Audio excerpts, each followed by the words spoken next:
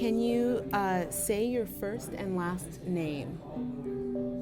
Well, I used the one that's on your drive, JimmyPaklonsky. And James, where were you born? If I remember on the birth certificate, I think it was St. Joseph's Hospital, that great big building up on Clark Street, 1936, February the 21st. Yeah, it's a week after Valentine's Day. What did you do for your job?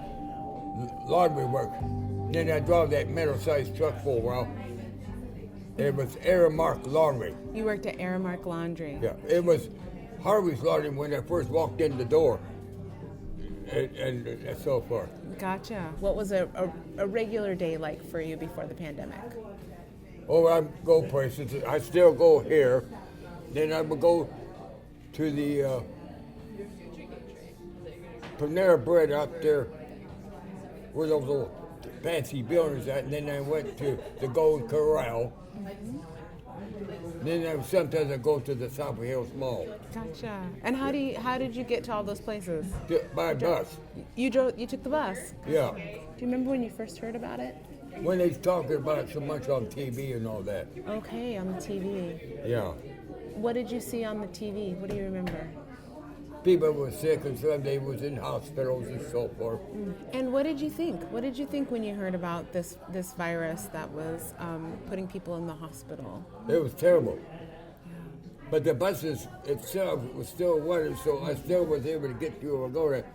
And when I come in here, I tell them there I want coffee, then I walk out the door.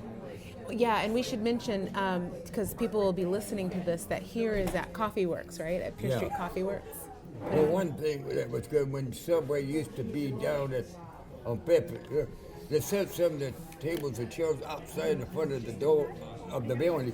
If I want to sit down and eat my snack, I just want to go and sit down at the table there, and I still was able to sit down at the table anyway because it was outdoors. And I know you and I stopped meeting for coffee during that time, didn't we? Yeah. Yeah, because I was home. Yeah. But you still was able to keep in contact with Natalie and me and that because that was because you know their phone number, that's why. Yeah, we could talk on the phone, couldn't we? What else was different? I know you've got a bowling group that you really love to go bowling with. Yeah, they closed down for a while. Okay. Then when they reopened, they did just like Walmart. They used restrictions and shields between each lane and that for a while. But you was able to go into the building, go in, knock a few pins down, have a little fun, then leave when you're done. Yeah.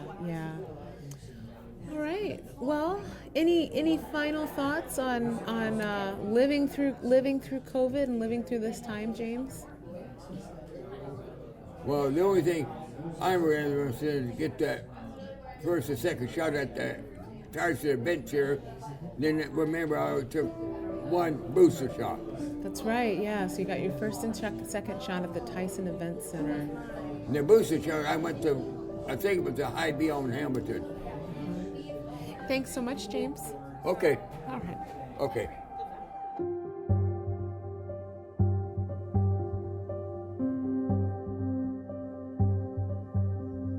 Support for Facing a Changed World, an oral history of the COVID-19 pandemic, comes from the Margaret Ann Martin Everest Foundation, the Kind World Foundation, Humanities Iowa, the Friends of Siouxland Public Media, and listeners like you.